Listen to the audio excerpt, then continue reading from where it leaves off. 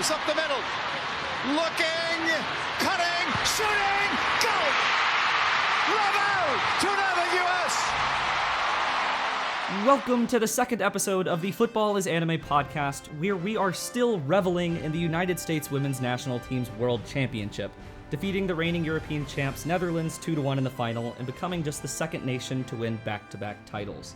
I am your host, Jack Johnson, also known as Under the Scope or Kumiko's Euphonium in other internet spheres, and with me are my wonderful co-host Taylor. Yo, what's up, everyone? USA. And our special guest, Giancarlo Navas of Subtitled Anime. I've been waiting to talk women's soccer for a very long time on a public forum. I'm very excited. You mean your basketball podcast doesn't give you the opportunity? No, it doesn't. And they actually yell at me every time I try to talk about women's soccer or anything that's not basketball. I snuck in a little Chicano finale talk today on the pod that I did before. Impressed. I did because I Taylor, I think we have some competition in your Sports X Anime podcast. I know, right? I basically forwent NBA Summer League credentials to go to Anime Expo, where I was kind of like Anime Expo credentialed, like kind of. Like I mooched off Jack's clout and like 11 Arts hooked it up. I mean, you had a reserved seat in the front row of the Our Promise screening. Shout out to Amelie. Shout out to 11 Arts. Y'all the homies. Shout out to 11 Hours. That's so got to dope. count for something. Not only that, we had reserved seats for the Ishihara panel and the 11 Arts Talk panel to itself, industry people, man. Clout is good. Clout's good. We got into the Boshi, what's her name? The mangaka for Oran High School Host Club. Bisco Hattori. We got into that with your clout. Mm-hmm. We did, yeah. That was a definite cheat. Actually, we pretended like Gianni was my editor. Thanks, Nice. Shout out to Mr. Nice Guy. Shout out to Mr. Nice Guy. Thanks, Nice. Oh, man. Yeah, no, between both con experiences I've had this year, I've decided that I have the taste for clout, and that's not going away. Clout's good, man. Yo, Enemy Central is dope, too. It was. Yeah, it was lit. Gianni, you should come next That's year. Asen, yeah. I'm sad because Starlight was there this year, and I wasn't there. So I mean, yeah. This was definitely the year to be at ASEN for our very, very niche bubble. This was it. I mean, there was Hina. I mean, who loves Hina more than us? Literally, yeah. I'm staring at a basic shrine to Juna right in front of me as I'm recording this. So I have a... I remember we were in line. It was like the first 50 people to like buy something from Animate, I think. And they were like, you could either choose like, what was it, like a photo op, or like you could get something from Hina. And then Jack picked the wrong one first and looks at it. He's like, wait a second. I got to go back. Wait, I gotta get the signed postcard. It was the choice between an autograph signing with director Furukawa and the other staff members that were there, or the meet and greet with Hina. And I got the autograph one. And as I walked away, Taylor was like, "Did you want the one with Hina?" And I was like, "Oh shit!" So I did like run back into the front of the line and exchange it. Look, I got to interview Furukawa. Like I knew I was already going to be face to face with him. I had to meet Hina, and I got this lovely postcard. You love Hina, hey? What? Bloody rubbish! Rubbish! Listen, Good start. I love Hina. Thank you. How many minutes did we go before Taylor's first atrocious pun? That one was actually pretty good, though. I'll give you that. I liked it. I support. Thank you. That one thank was you. good. I think we're not even 5 minutes in, so I think this is off to a wonderful start. U.S. women's national team. Yes. Champions. Speaking of wonderful starts, Yeah, exactly. I mean, you can't get better than that first match of the group stages, and now all the way into the final. So, Taylor, you were a doubter. Those of you who listened to the first podcast will recall that Taylor said the U.S. would fail in their title defense and lose to France in the quarterfinal. I was on the train of going all in and saying we were going to win it all. Don't mean to pat myself on the back, but, you know. But they did. Yeah, they did, and you know what? I was wrong. I did not think the U.S. had it in them to dig out a win over France, which is exactly what they did. That was a really gutsy performance that I didn't honestly expect from this team. I thought this team was going to be too reliant on skill, on, you know, just like higher level football, instead of like something like just like a sheer desire to win. Plus, you know, I mean, like the conditions for that U.S. France game were nuts. right? The crowd was yeah. completely against them for, not just the home country reasons, but other outspoken reasons, I believe, against the wonderful purple-haired star of the U.S. women's national team. I love Megan Madam Rapinoe President. so much. Madam President. Madam President. I actually thought. So the three of us.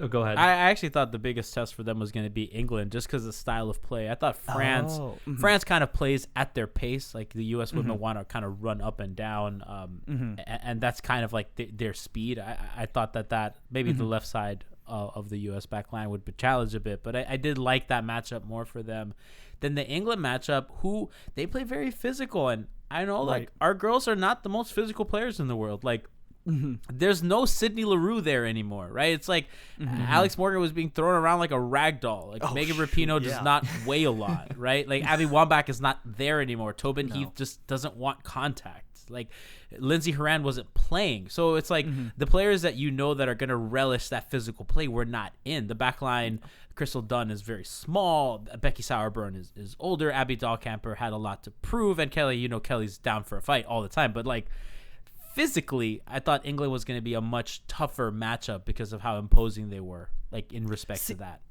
See, because of that, I thought we just out talented them so much that, like, even if we weren't allowed to play our game, we'd be able to dig down and be like, it's fine, like whatever, like we have to go a little against what we have to do. It'll be fine. We'll just go through it. But like, I actually thought because we matched up better against France, because France plays kind of our style, it meant that like if things start not working our way and like we get chances and we don't convert chances, then towards the end we might push a little too much, push a little too hard, leave ourselves vulnerable in the back, and we did concede that goal towards the end. I think that they don't play well down. I think that they're used to playing up, right? So and by the way, this tournament they never trailed. They never I was gonna say that worked out well for them. They never that was never tested. I think the most pressure, you don't have to worry about coming back. The most pressure they felt was that ahead. England game, because there were two goals that were disallowed, and one was disallowed and the other was a penalty, and I think we all had our thoughts about Alyssa Nair before that. I know I did. I turned to my mom. I was watching the game with my mom, and I go, she's gonna blow it. She always blows it. I think that was my moment of the tournament, honestly.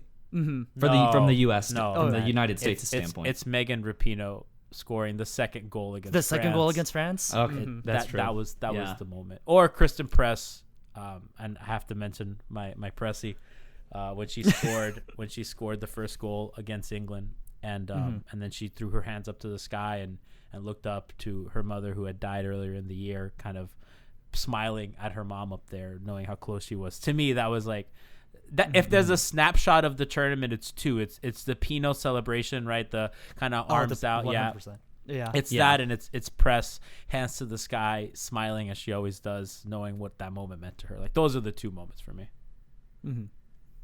That's something I love about this team so much, is that just like the genuine care all of them have for each other. And like, it was after the England game too that like Pinot went up to Press and was in recognition of that moment. No, it was after. It was really just. It was after the final when they embraced. It was after the final. And then Pinot is giving Press a hug, and Pinot's yelling into the sky, waving her arms. I couldn't lip read, but obviously, we know what that meant. Like, they're the best of friends. Like Ashley Harris said it best in her drunken story. I get to be with my 23 best friends and my wife. And my wife. And then Tobin in the back, wife. So it was a great squad. So, of course, the U.S. women's national team won. They were the favorites throughout the whole thing. They managed to claim their title again. So I think it's an interesting part, because the U.S. women's national team, I think, is in a special rarefied air in sports where you have certain teams and you have certain players where they're not competing really against rivals, but they're almost competing against history. Like LeBron, I think, in basketball is the same way, where he's not really competing against like his peers. He's like competing against the history of the NBA. Well, Messi, I think, is the same way too. LeBron's giving voice to that. And I think, I think like the U.S. women's national team, just because of how purely dominant, I think they do go into that category of where it's like you don't really worry about their peers, you really worry about how they'll stack up against our expectations, their expectation, and what history has set forth for them. I will say there's something to be said about having won 4 out of the 8 Women's World Cup titles. But at the same time, I think it's clear that the level of competition is only getting higher and higher. Right. Particularly like in the depth of quality that you see. Certain European nations in this World Cup went deep into the tournament and showed a level of quality that they hadn't necessarily shown before. You have countries like the Netherlands on the rise. Italy made a great run. Sweden again, Germany, France, England. All of those European nations are really you can tell how far their women's programs have come. And then outside of that, you had Argentina making their first trip and earning their first point, Chile making their first trip. You can tell how much the women's game is advancing. Right. But of course, the United States is still on the front foot of that, and this World Cup was just another reminder of the gap that still separates them from the rest of the world. To kind of piggyback on Taylor's point, LeBron, I think, voiced it great when he said, "I'm playing against ghosts, not peers." Right? And I've always, that's always been a quote that stuck out to me. They don't have ghosts to chase, right? They're leaving the ghosts for people to chase in the future, right? They're laying the groundwork of legends. They're laying the Michael Jordan blueprint, right? Michael Jordan played and he was obviously peerless, and what he left behind was ghosts for people to chase for decades and decades. And that's kind of what they're doing, and they've taken this battle off the field. And I think that that's partly why they're so willing to dip their foot in all these politically charged discussions and controversies and taking it.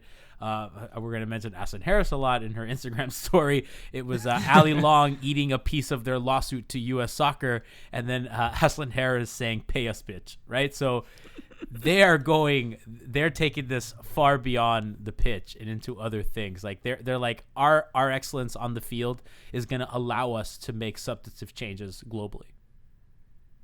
Exactly. No, they've created a platform for themselves and have no qualms using it to speak as loudly as they can, no matter how abrasive they need to be about it. I think that Ashlyn Harris, that story is, oh my God, that was my favorite. Of all of the celebration ones, I think that might be my number one. The eating of paper? The eating the paper, yeah. That one's good. It's great.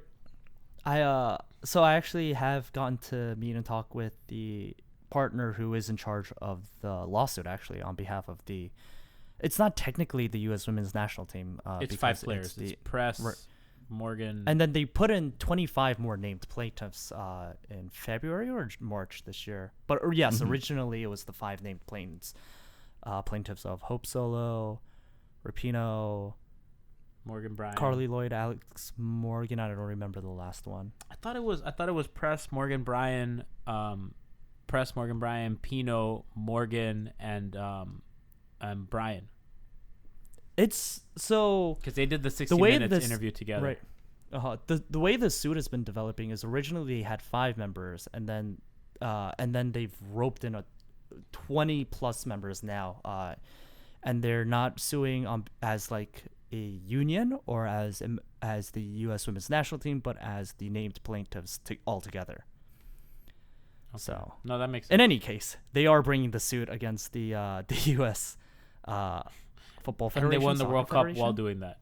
Yeah, US, USSF, right? So it was a good move by Kessler to try and move for mediation while that was going on, so that people, they didn't have to worry about motions going on. Not that there probably would have, but it lets it sit on the back burner a little bit, so they don't have to worry as much about it. And even though, of course, the questions of it did hang over everyone's heads. But yeah, it'll be interesting to see how that whole suit plays out, especially with both of them agreeing to mediation. I don't know if they've set a date for when the mediation is going to happen between the two sides. I'm actually surprised because I feel like the women would probably want that to go to court, and U.S. Soccer would rather go to mediation. No, see, the thing is, let's say the U.S. So let's say the women, they want this to go to court. It could take years before they reach judgment, right? And by that time, we have the 2020 Olympics coming up next year. So even if best case scenario, right, this takes like 18 months to resolve, which would be really accelerated, incredibly accelerated, that would still be winter of 2020 from now. So then you've gone an entire year. Well, I don't think the Olympics is U.S. Soccer Federation. I think the Olympics is something else. I don't think that's FIFA regulated. I thought it was FIFA regulated. No, the Olympics for sure is not FIFA, and that's why. Not FIFA regulated. But that's why they don't wear the stars on right. On It's the not. jersey. It's not FIFA regulated, but it's still. It's still the same people? The U.S. Soccer Federation. Okay. Yeah. I will say this though. I think from a PR perspective, I don't think U.S. Soccer would want to go to court, even if they know course. that they would Of win. course Let's they say don't wanna go to- in a world that they 100% would win. That's not the optic you want. No. Right. No, you don't That's want bad that. PR. And don't the want that U.S. PR. Soccer Federation does not need any more bad PR. Right. They're literally No, all not- America's sweethearts. Like, you're gonna really put Alex Morgan up on a podium, and you're really gonna like do that like on TV. Like, the U.S. Soccer really wants to do that. I don't think so. Right. And so they have every incentive to take this to mediation. And so the nice thing about this being mediation, not arbitration, which is another way of trying to get a judgment out of a suit like this, is that there is no binding decision that comes out of here. If this had gone to arbitration, which is another thing where there's a third party person who's like, okay, like, you guys can argue, give the evidence, and like, I'm going to come up with what I think is the best case resolution or whatever, that arbitrator's decision is binding. Really? But a mediator's isn't. So the women really don't have anything to lose by this going to mediation. Like, they still have an opportunity to be like, hey, that was a great deal you offered. No, we're still going to pursue this and we're going to take this to trial.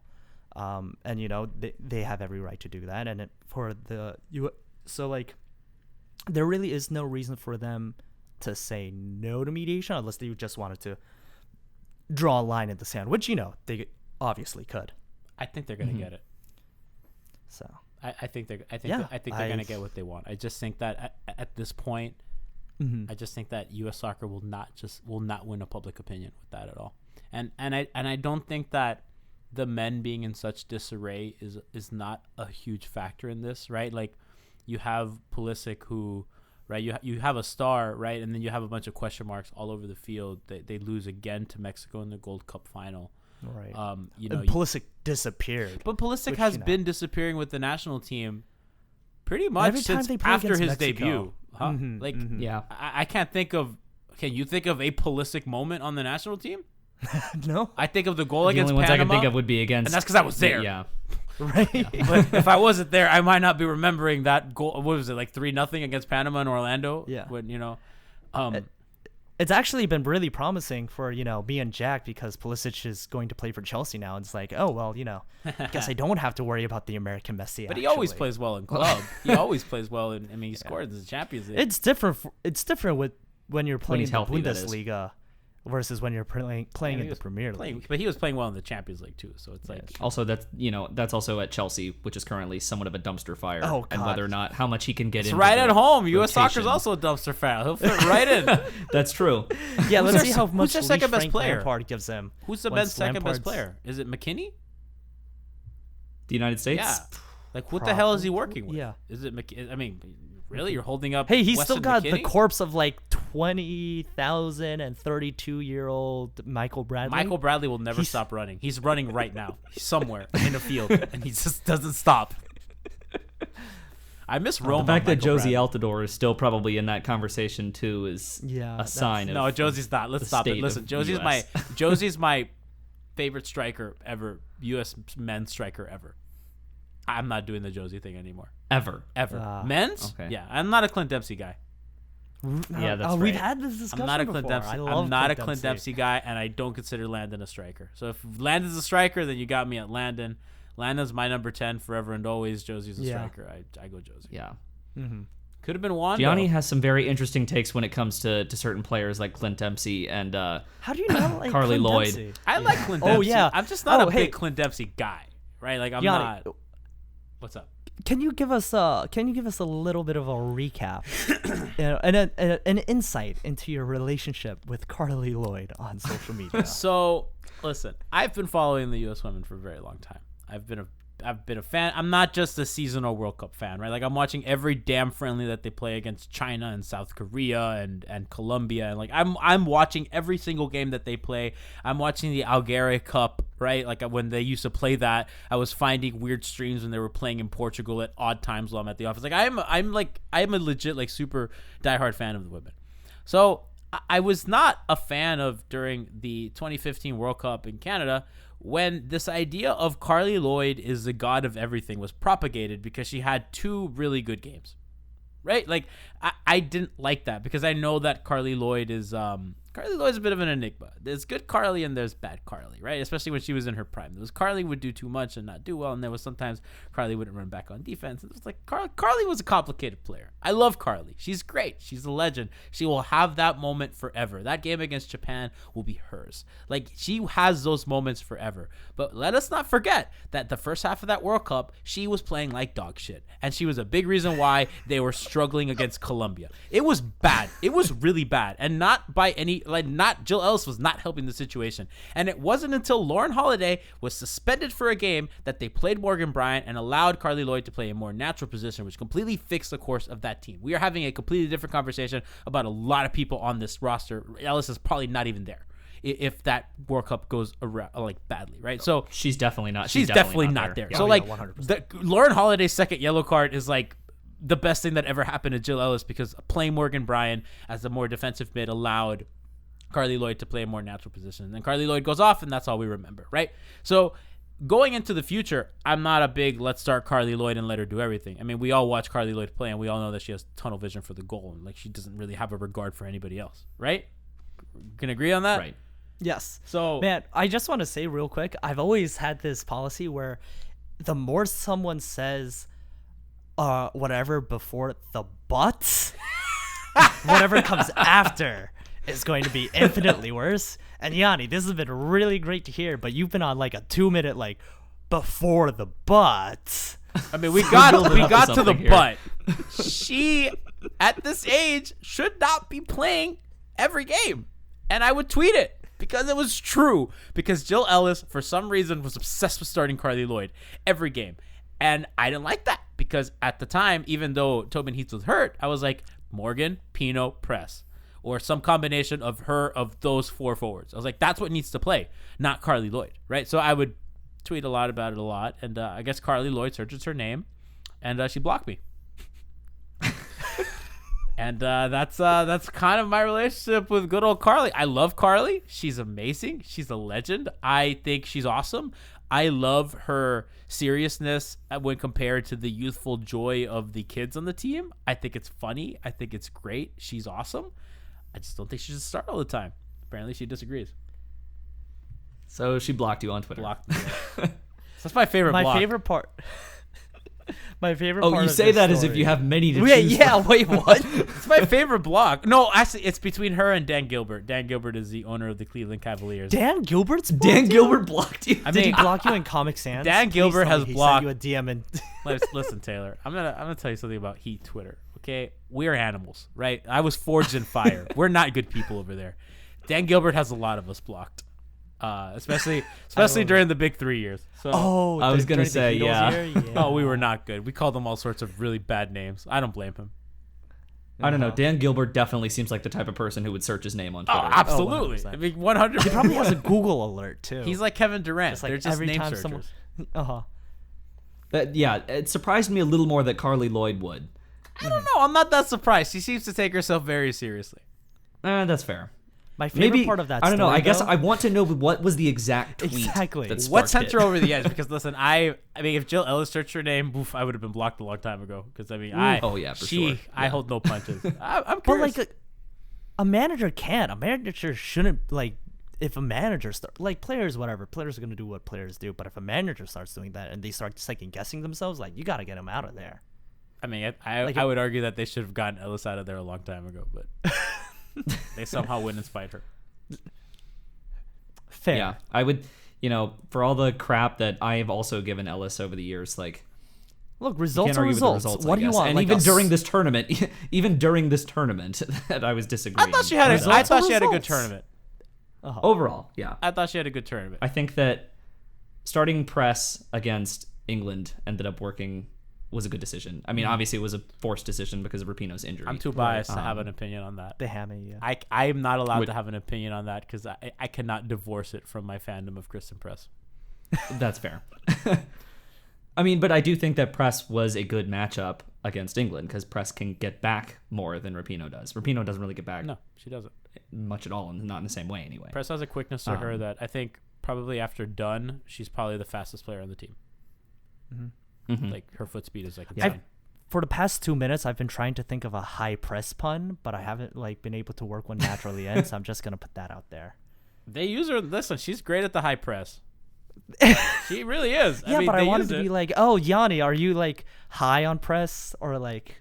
I was like trying to think of it, and then I am high on press. I was thinking maybe like a French press joke was in the works somewhere because of the France game. No, this was a flop. I mean, she used to blog. You can maybe make a hot off the presses joke. She's actually a very good Ooh. writer. Ooh, The press, Hot the off press the presses, press, yeah. the press press. Hey, Ooh, Fox went with I remember it was during the England game, Fox went with a really bad one before halftime. It was like, under pressure. Oh, I appreciate that. I like purposely bad. I remember seeing that. That was good. That was good. That was great. I was too paralyzed Oh. with fear to pay attention to whatever the broadcast was doing. That's true. That England Yeah, game. the England match was definitely the height of my failure to breathe. That one and the Spain game, I was pretty shook. Yeah. Yeah, Spain. So the No, Spain Spain- game, Uh-huh. I was watching the Spain game from my desk at work. Bad idea. Uh-huh. And I think my coworkers were genuinely a little scared. Especially when Pino scored the penalty. I leapt out of my desk, nearly knocked my chair over. I actually have The coworker that sits across from me was like, "Are you okay?" I have a funny World Cup watching office story. So I work at a civil engineering firm, and we used to share our office with these attorneys. They're these very quiet American attorneys. They don't know. I mean, we're like all bunch of crazy Latinos in the other room, right? We're watching the World Cup, and I think Colombia might have been playing, and we were all huddled around a small little CRT television watching Colombia play, and Colombia scored. And whatever, and everybody went nuts because my office is half Colombians, including my dad, including me, and the screaming. They were so concerned and they were so scared because they had never seen. They were not soccer fans. They were just these very old American people that did not understand what the hell was going on at 2 in the afternoon. It was really funny. Poor Bruce. That's crazy. Poor Bruce. Yeah. No, for me, last summer when I was working at a firm during the World Cup, like, the U.S. was in it, but a lot of people were watching a ton of the game. It's just like, especially around our age group, football is really big. And I was watching the Korea-Germany match. And my office mate, she's like on like 2 deals. She's like had like 6 coffees by that point. It's like 1 p.m. She's stressed out of her mind. And I'm like, I do not want to disturb her because she's got a lot on her plate.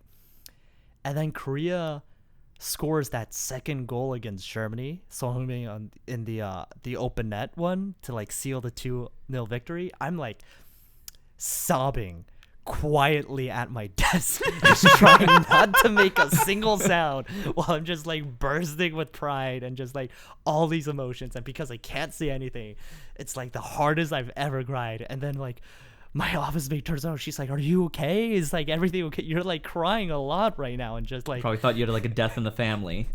I'm like, "No, Korea just beat Germany. We're not advancing in the World Cup, but we still won a game."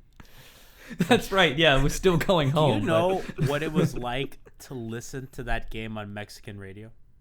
Oh my gosh! Because I was driving. Because Mexico went through because Of that goal. Yeah, So they did. Mexico had finished their game before, so I'm literally Uh-huh. parked. I'm about to have lunch, but obviously I can't. I'm parked, like glued to the radio, the Mexican broadcaster, and when that Korean goal hit, it was the best. And radio goal calls are better than TV goal calls. I will tell you that. It was the 100%. most impassioned golazo call I've ever heard in my life. It was like, the guy was like praying on air. It was incredible. I loved it. That's Padre awesome. nuestro que estás My en el favorite- cielo, qué golazo, Corea, vamos al mundial. So good. Oh man, I love it. Live for it. My favorite was after that goal, like they a bunch of fans just like stormed the Korean embassy in Mexico, and like took the Korean ambassador out on their shoulders. I remember that. Paraded him Oh in the my streets God. and started taking tequila shots with him. God. Do you guys I love remember in the 2012, 14, whatever, the 2014 when the U.S. scored, Graham Zusi scored a goal that allowed Mexico to go through, Oh Yeah. yeah. and the Mexicans had to very reluctantly cheer for the U.S. men's national team. Yes.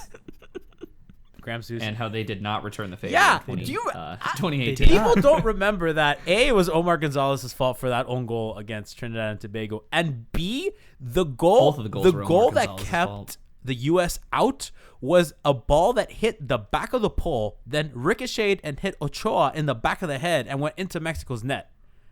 Yeah. People forget that Like Ochoa, of all the goals, His to let in, goofy like, you ass beat head. Brazil 0-0 in 2014, right? Ochoa. And I like Ochoa, but fuck him. Not only that one too, but it was also Costa Rica and Panama were playing, and Panama scored a goal that totally should not have counted. It was a clear handball. Oh my God, I'm so angry, Jack. You're reminding me.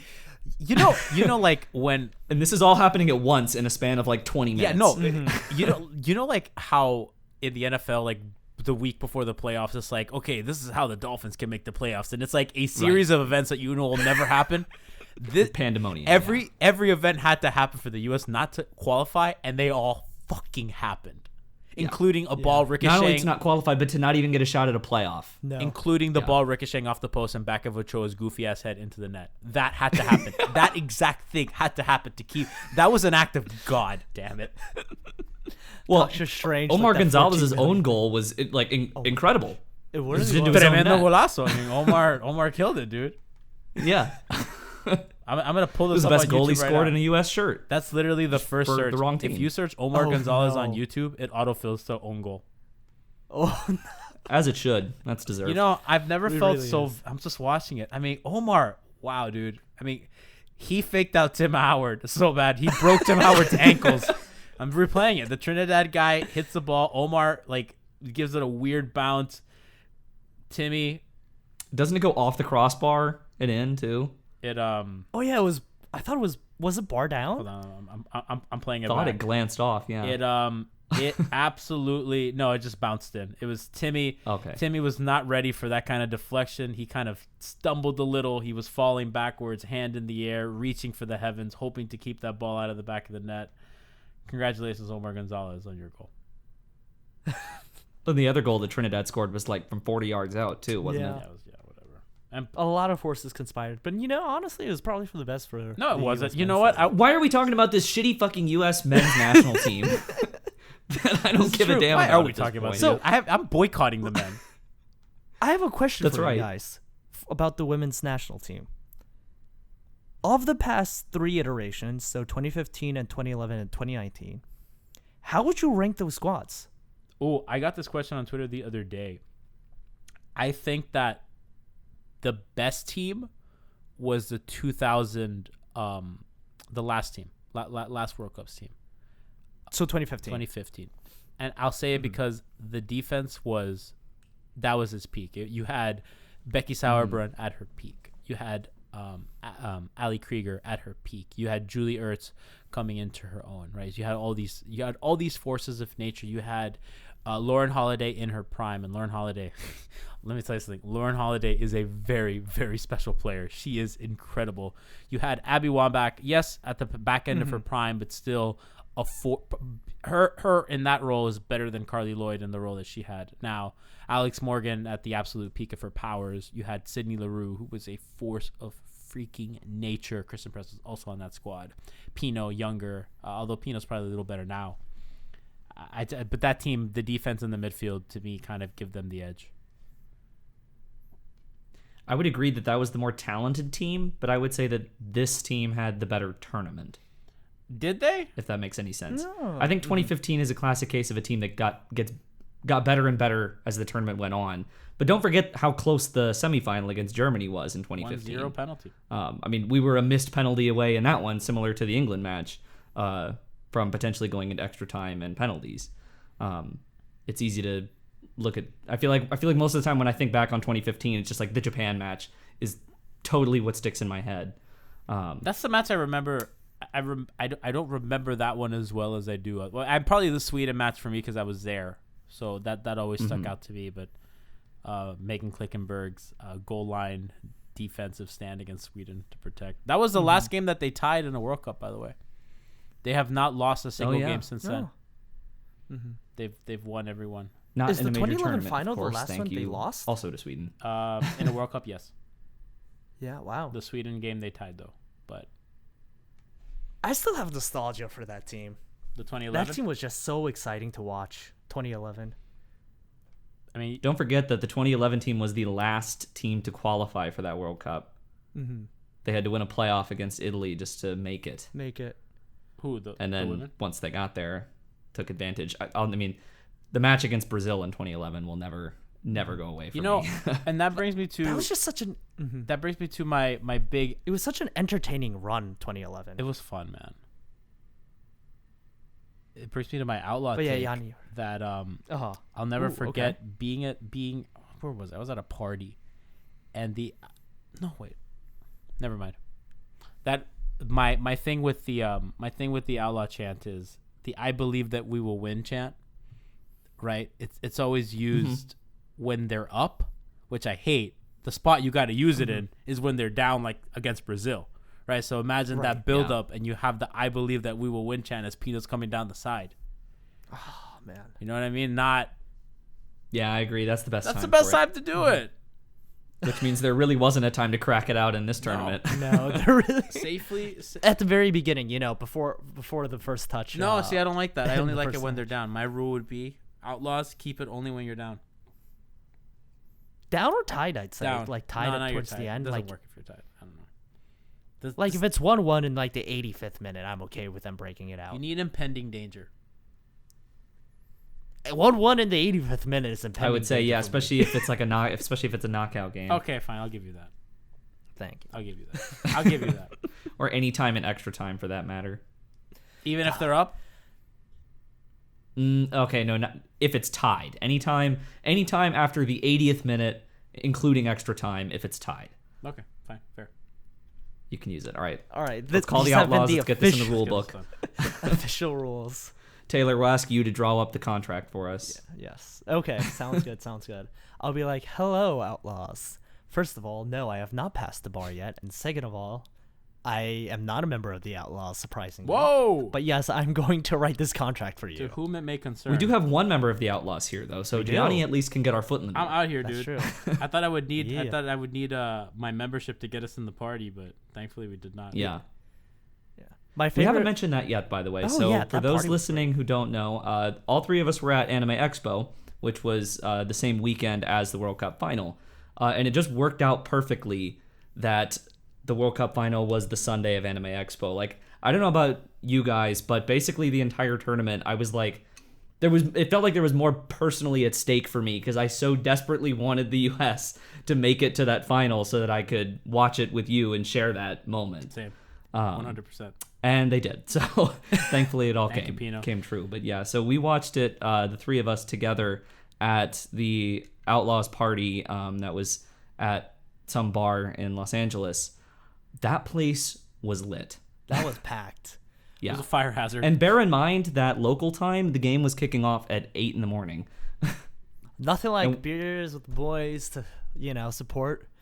the Exactly. US. Yeah. Jack and I Women's groggily national got up soccer team. that morning. We were like, ugh.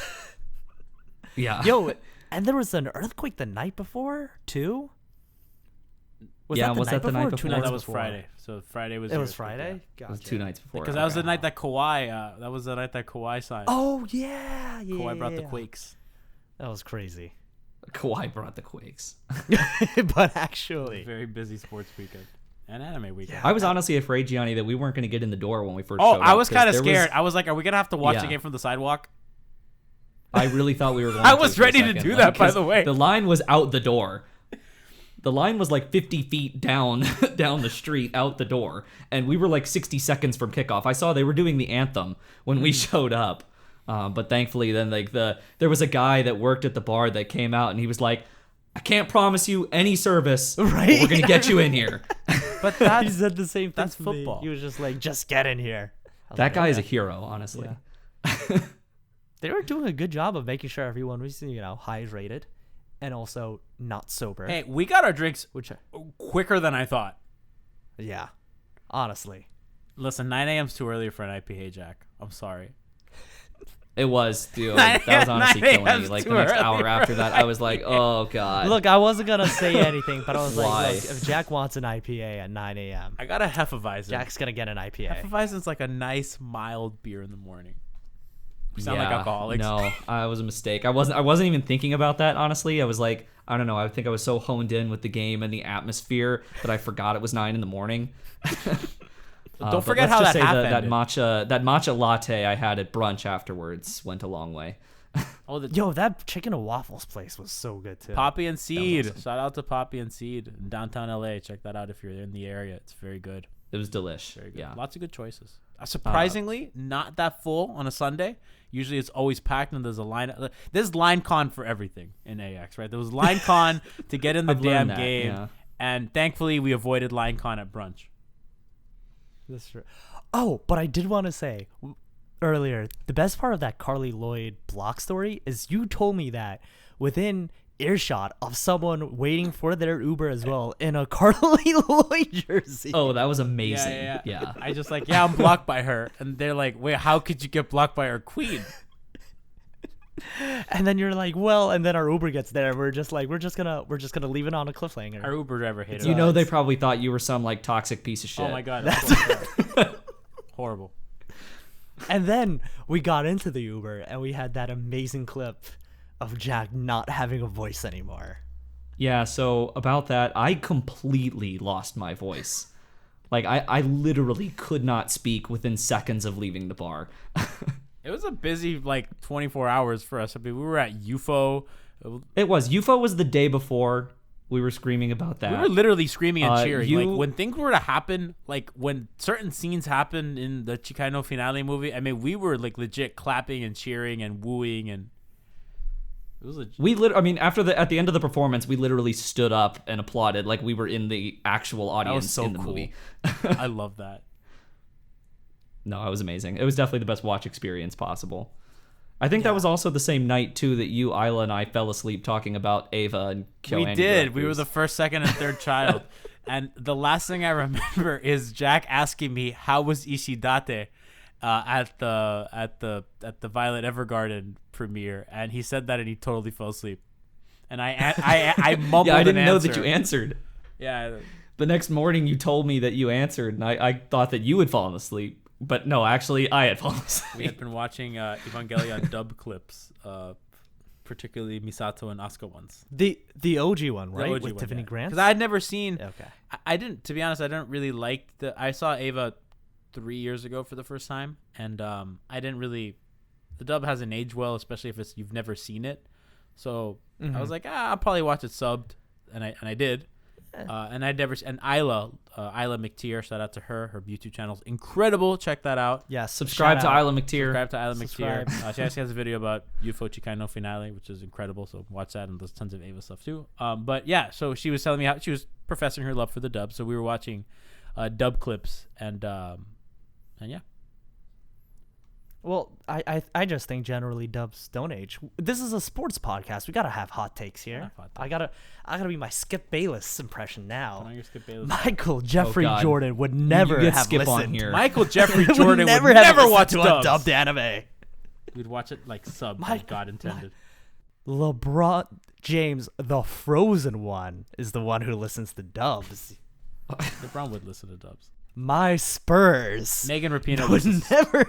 Megan Rapinoe listen listens to to it. subs. There's no way Megan Rapinoe doesn't. Megan Rapinoe's a sub listener. Alex Morgan's a dub listener. Carly Lloyd's. Are we gonna That's do why I this? Stan Rapinoe. Carly Lloyd listens Yes, to dubs. right. Carly Lloyd listens Yo, to that's dubs. yeah. We can have Rapino. You can. Carly's. Yeah, I'll keep Pino, thanks. I think Chris and Press. I think Chris and Press enjoys a good sub.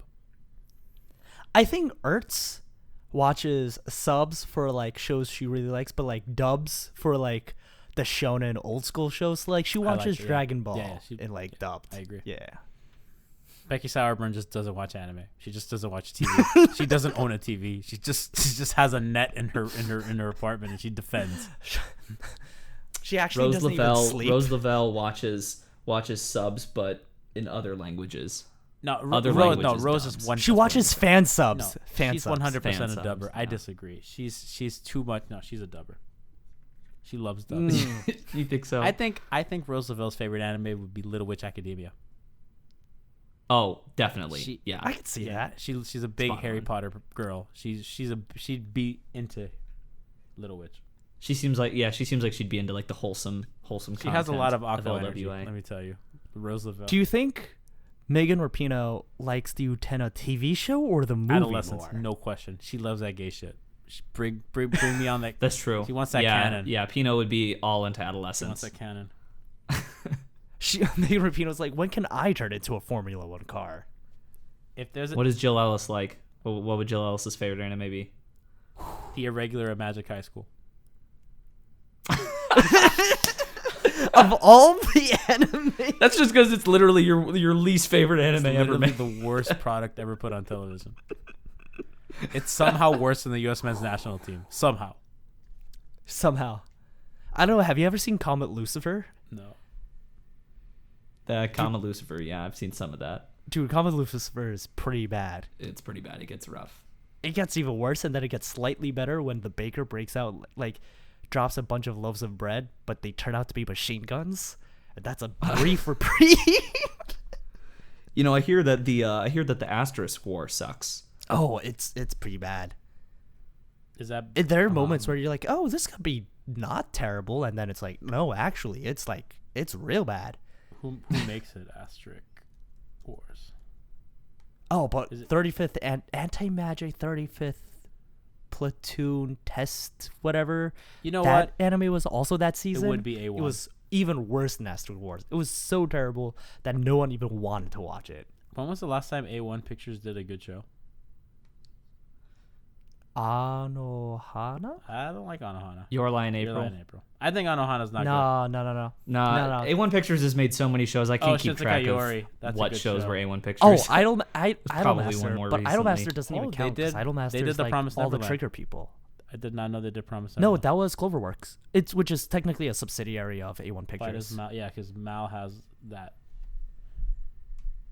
It's like how Mal also has like I'll know a Zero as A1 Pictures, but it's by Troika because that's Aoki's like technically his studio. Wait, Troika underneath belongs to A1 Pictures. Aoki? Yeah, Interesting. it's like his personal studio. Yeah, Aoki. Yeah, and he was like the mentor for Makoto Kato. Who's doing the waiver show and Bloom Into You, right? Yeah, and Bloom Into You. Yeah. I like the idea of In fact, in the interview that Ultimate Mega X translated, that's on my Patreon page publicly, if anybody wants to read it, where Yo, he's talking shout about out Bloom Into to You. Under the Scope's Patreon page. Shout out to Mega Exactly. X. Subscribe, pledge to Patreon, subscribe to Under the Scope on YouTube.com, hashtag UTS100K. What? Tell me more about this Under the Scope YouTube channel that's so close to 100,000 subscribers. Yeah, Jack. As of this recording, currently 302 subscribers away, maybe less by now. We'll see. But yes, in that interview, he actually talks a lot about how Aoki, like the lessons and stuff that he learned from Aoki and working on different things like recreators and whatnot. So we talk- it's pretty. Oh, and Al No Zero. Can we talk about So it's pretty the interesting. idea of Aoki directing Bloom Into You? Because I want to live in that reality. I mean, he like kind of did vicariously through the person that he trained. Kind of like how you could kind of say that Ikuhara, in some parts, vicariously slightly directed Evangelion, especially the Kaoru Oh, I scenes. thought you were gonna say Review Starlight. I thought he was Oh well, too. no, definitely review. I mean, that's not a kinda. That's like a very obviously. That was a mood. You know, I would Wasn't love. Isn't Kaoru like supposed? Isn't he like direct? He is Ikuhara, right? Yeah, he was Ikuhara's protege for like a decade plus. Like he worked Yeah. on Utena, Penguin Drum, Yurikuma Arashi. So Yeah, Kaoru was I think he's believed to be based off of Kunihiko Ikuhara. Ikuhara.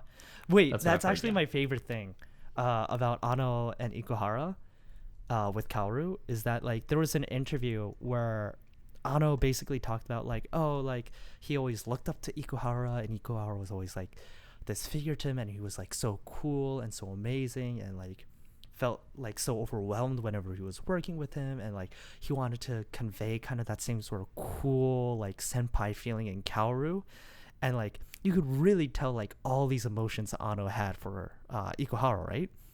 And then they interview Ikuhara, and they're like, Ikuhara, so like Ano said this all about you, like like what do you think? And he's like, oh no, I don't believe it, we're just like good friends. did Ikuhara just gal pal him and Ano? I think he just He was worthy of his grace. So that's cool. No, he wasn't worthy of his He was grace. not. That's true. So TV Trope says when creating Neon Genesis Evangelion, Hideki Anno started the rumor that he based Kaoru Nagisa on Ikuhara.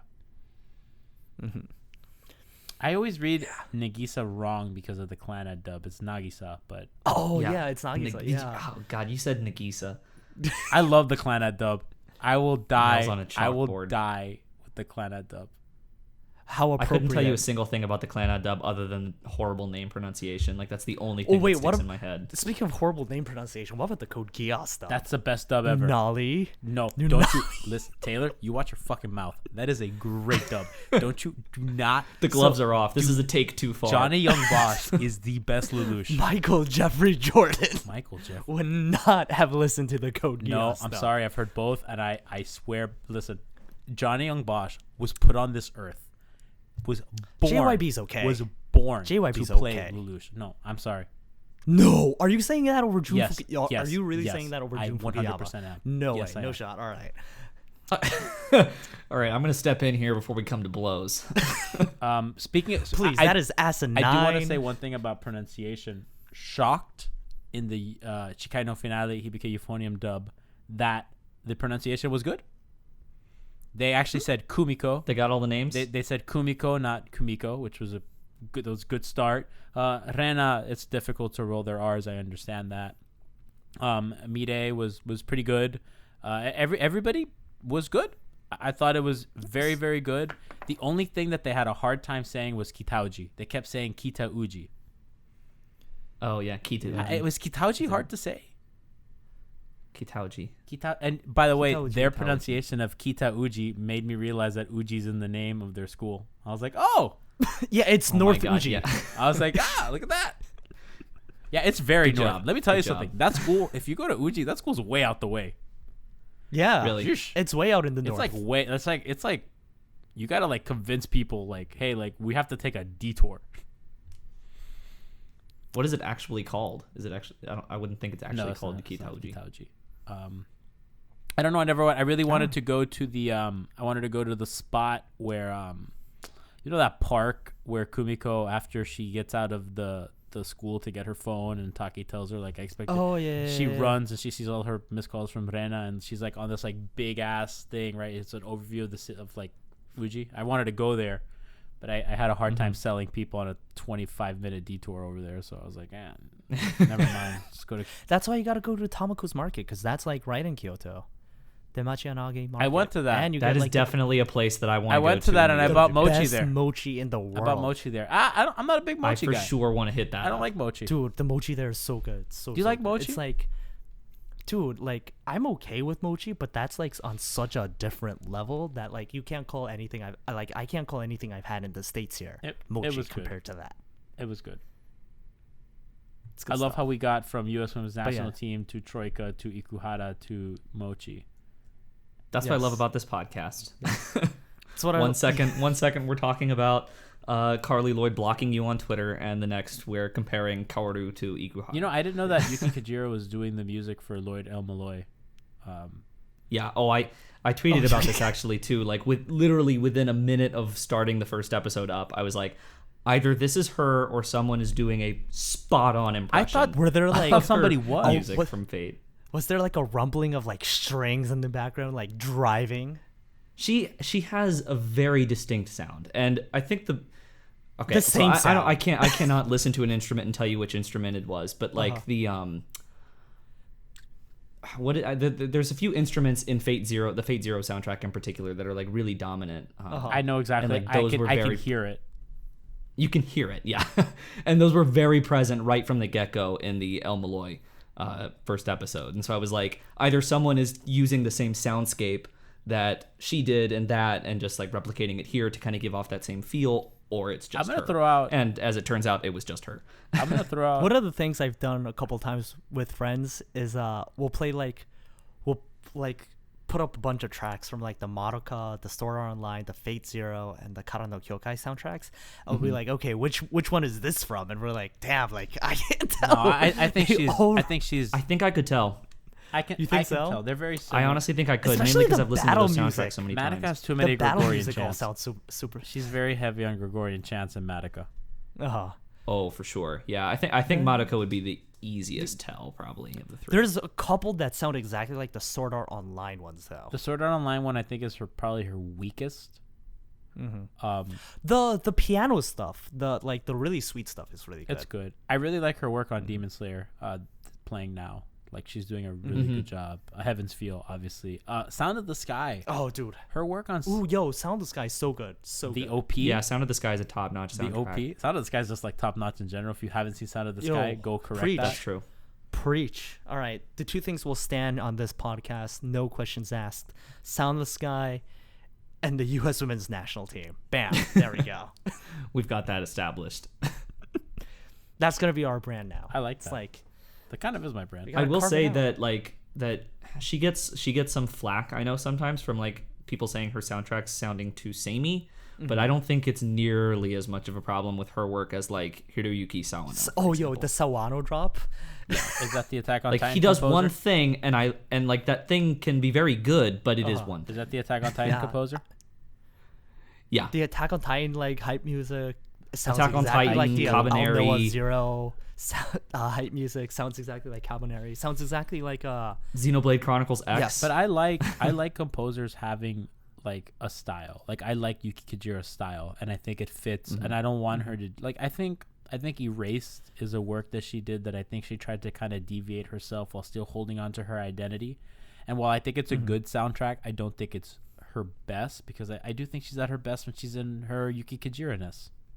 And I want her to For be. me, Well, it's kind of like, I think Kensuke Ushio has I a was just very gonna say. clear style, and like you can instantly tell a Kensuke Ushio soundtrack when you hear one, but they all like distinguish themselves in interesting ways that fit the work So- that he's composing for. I don't think Kensuke is. Like I think that's the trouble. Well, like when your style becomes so dominant that like it's like almost feels like a copy paste, that's when it's an issue. like with Kensuke Ushio, like the way I can tell it's like a work by him is like, does it directly reflect everything that's going on in the anime? It also feels like while he was composing, he was decomposing a bunch of instruments. I agree with Like that. that's yeah, how I can tell definitely. it's That's a good way Kensuke of putting Ushio. it.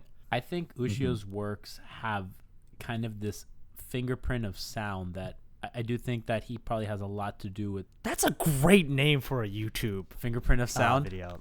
Fingerprint of sound. The fingerprint of sound. He just has this mastery, and I do feel like I know that with Yamada he works very closely, but like Boogie Pop was another that I felt the sound direction was the best part of it, and how they would just control how tactile the sound was, not just from his music, but just the abrupt cutting and how it worked with the directing. I just feel like his fingerprints are all over that, because that's in Liz, that's in Silent Voice, and Boogie Pop I think is the most pronounced example of that, but it's so good.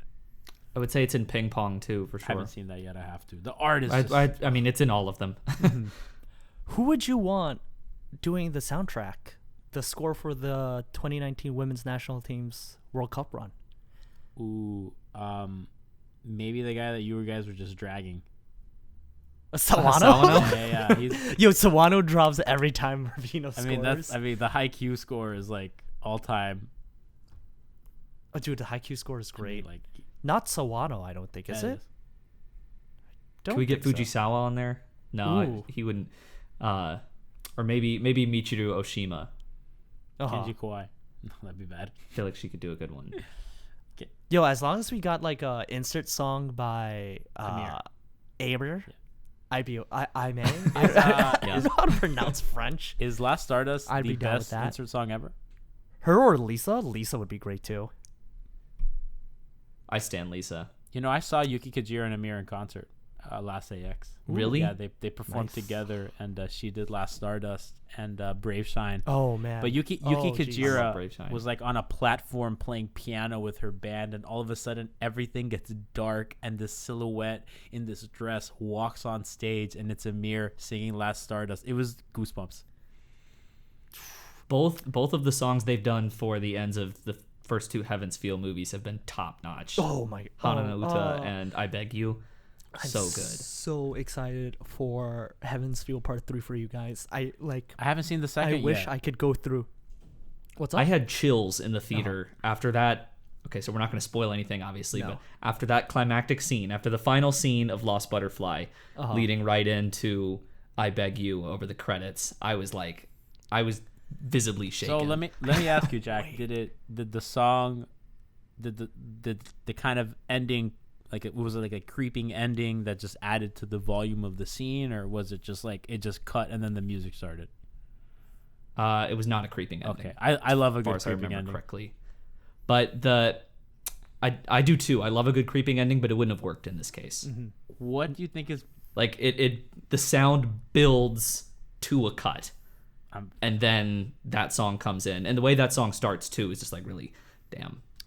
It's a much darker song than some of the other ones too, so it really fits. That's something in anime that fits the ending. Of I feel like I'm just so excited for Spring Song. Like, I wish I could go through Heaven's Feel for the first time again.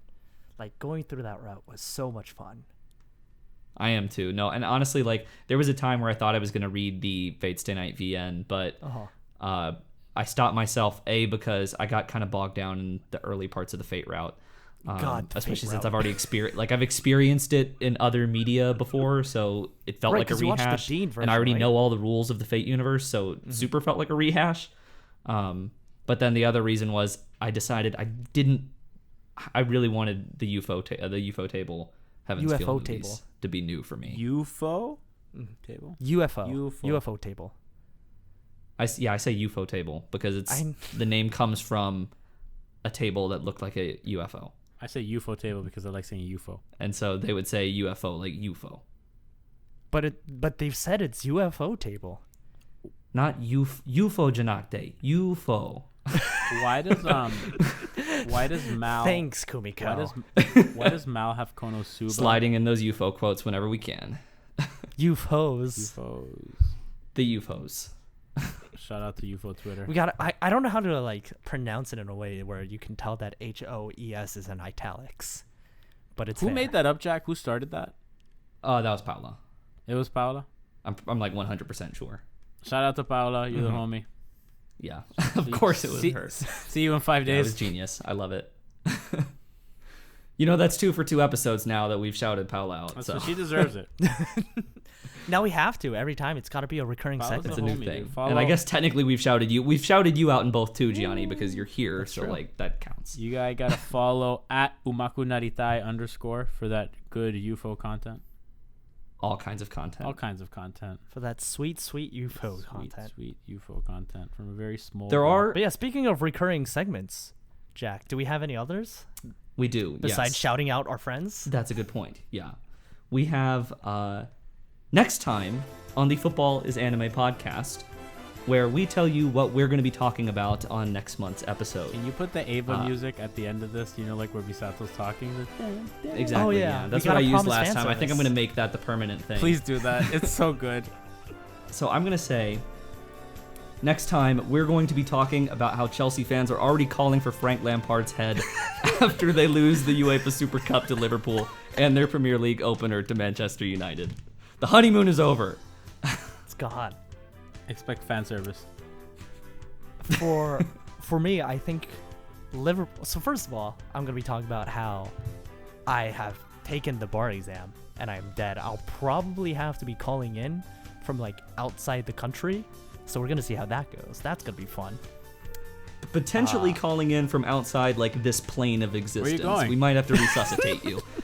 Why pass the bar when you can pass away? Am I right? And then I think, now that Liverpool has gotten a taste for silverware, we, won our first trophy since the 2011 Carling Cup, 2012, one of those years. We're going to win the prestigious International Champions Cup. So now we will win the UEFA Super Cup. So we will have completed the treble in 2019. I think that's what the treble is, right, Jack? That's debatable. That's like including that's like saying you won the treble by winning the Community Shield. The Johnstone Paint Trophy. What is the Community Shield gonna be? Is Liverpool in that too? Because they finished since City won both FA Cup and. I think so, because we came in second. Well, but is the Community Shield the same weekend as the Super Cup? Yeah. So then who? So would Liverpool? Does Liverpool like decline to play? We have the internet. We can just look this up. Google's right your friend. But it's much more fun if we don't. That's true. If we try to workshop it. And Gianni, what do you think? What will you be talking about for the next month? You can find me at Miami Heapy talking about potential Chris Paul trades to the Heat. That's the sports stuff that's going on. Do you want Chris Paul? I really don't, and I've talked myself into him because I feel like it's gonna happen. Oh no. Yeah, so I don't know. I'm super. Yeah, I've been watching the mental gymnastics go on your Twitter feed in real time. It's not good. It's not pretty. We talked that out on the pod today. Check us out. We just kind of big news. We joined a new podcast network. We're now on Blue Wire. Big jump. Exciting. Very exciting news. Nice. Woj bomb. Woj bomb. We are. Yeah, that's a Woj bomb. Today, thanks to 5 Reasons, our previous network, and Almighty Baller, our previous network. But now, Blue Wire. Blue Wire is a new home. And on the YouTube channel, expect Code Geass content when the Blu-ray comes out. I will say that. Do we know when that's going to be? I don't, but I have a big video that I really want to do that's planned, and I have so many ideas, and I've been wanting to write this for years, but I really need the movie because I think the movie highlights a lot of You need the footage. Mm-hmm. There's a lot of very important politicking going on in the movie that I do feel super relevant to the themes of imperialism that Code Geass wants to talk about, and I think it's just adds wonderfully to the narrative. So that's probably the next big video I'm gonna work on. I might do something small in between. I'm really gonna get back on the horse, so no more UFO for a while. No more UFO for a while. Nice. Gotta take a break. So you still got the horses in the back. The horses in the back is what you're saying. We do. Oh, see, no. I'm not letting us end off on that. That's good. Well, Jack, to prevent us from ending on that, why don't you tell us a little bit about how the UTS 100K campaign is going? So, yes, if you go to youtube.com/c/underthescope-reviews, you can hit that subscribe button, smash that notification bell into the stratosphere, and lead us to 100,000 subscribers. We are so close that we can almost taste it. Thank you to Taylor for being the most vocal of my marketing team. It's a team effort amongst everyone here in the marketing team. We've got our interns, working throughout the night trying to come up with fresh new memes to try and draw some eyeballs over to our favorite social media influencer, Anime Expo certified media member. Under the Scope. I should put that in my bio too. Credentialed media member. Credentialed media member Under the Scope. Bam. Maybe you should put out more credentialed videos. media member Kumiko's Euphonium. Yes. And occasionally a holiday-themed Kumiko's Euphonium. That's true. I still love Jack, that if you want Or subs. Kumiko's Boophonium for Halloween. Ooh. Jack, if you want subs, just make some sort of Ava discourse video. That'll get clicks. That's true. Hey, I have if only he had already made a 2-part Ava Discord video on his Jack, channel. I'm not even joking with you. Scope. Your Monogatari videos clean up. You should just watch another damn season of Monogatari and make a video of it. I mean, you killed 2 birds with one stone. I have watched another season of it. Like, I've finished second season. I need to do a video on all 3 of the remaining arcs of second season. Let's go. Let's go, buddy. There's some Kambaru playing know. basketball that we got to get to. Look, and trust me, look, I've already got the next Monogatari. one planned, and it's going to be such a clickbaity title too. I just know it. That'll get you to 100K. Get that out. Because I'm talking about Shinobu Time, which has like some of the coolest visual content and direction of anything in the series, and also some of the absolute most dreadful Araragi content of anything in the series. So it's like what I love and loathe about And the Monogatari, worst OP so. in the series, too. And what? The worst OP in the series. Ooh, is it? It's okay. I hate it because it robbed us of Maya Sakamoto singing an OP. Because Maya Sakamoto refuses to sing any songs. She does, yeah. Well, because she kind of has her own thing going as like a vocal artist, and she wants to keep that part of her career separate from her voice acting. Which, I mean, I respect that, but at the same time, this is not the worst OP. You guys are wrong. You guys are wrong. What are we wrong for? This is not the worst OP. This one's good. It's not the. I know. I don't think it's the worst. Which one's the worst? Have you seen the newest season? Of the ones I've seen? Oh, I haven't seen up till. I haven't seen a while. The one that came out last year. That one. That one's not great. I have out of context seen Dark Cherry Mystery, and I think that one is amazing. Let me see which is Dark Cherry Mystery. What arc is that? Do you know? It's Ogi is singing it. But which one is it? Oh, this one's really good. This one. I've heard the song. I've only heard the song. I haven't like seen the OP or anything, but I just really like the song because it just came up on my like it auto played on my YouTube recommendations after I'd like listened to 100 Monogatari OPs, and I was like, oh, this is it. I think this is. Wait, that sounds like a great title for an episode too. I listened to 100 Monogatari OPs, and this is what came up next. That's true. They're gonna think it's Senpai Notes. 10-minute long video. That's that quality content. There we go. TM. Jack, what's your favorite? Exactly. What's your favorite Monogatari OP so far? So far, my favorite is Platinum Disco. Wow. Yes. Nahitagi ends. Not. Staple is also up there for me. But I love Platinum Disco. I hate Platinum Disco with every cell in my body. It represents a traumatic experience for me. But I think that might be a story for another podcast. Hold on, wait a second. You don't like Kogarashi Sentiment? Hitagi End OP? Hitagi Endo P's up Hitagi there. Endo P is really it's fun. That's like one of my favorite OPs of all time. It cracks me up. I like it. I love Kaiki. My top 3 current Monogatari OPs would be Platinum Disco. Red Eye Circulation. I really like the Hana Monogatari OP. Oh, okay. That one's nice. I like the Tsubasa Tiger OP. That's my favorite Hanakawa OP. Chocolate Insomnia. What am I missing? I like the song Marshmallow Justice. I don't really like the OP, but I think the song Marshmallow slaps. Justice. Marshmallow Justice is a great song. It reminds me of the Tony Hawk like Superman soundtrack with the trumpets. Because Marshmallow Justice is the Karen one, right? Yes. Karen B. Yeah. It reminds me with like a bit of the ska track from the Tony Hawk Pro Skater like 1998 soundtrack. We're digging way back in the vault. What is the oh my god. And you can dig way back into our vault of an entire 2 episodes of the Footballers Anime Podcast available on Spotify, iTunes, Simplecast, pretty much anywhere and everywhere Google. you want to listen to. We're on Google, I think now. Yeah. I think we're everywhere. Yeah. We are literally everywhere. Like, if you look under the bed, there we are talking about football and anime.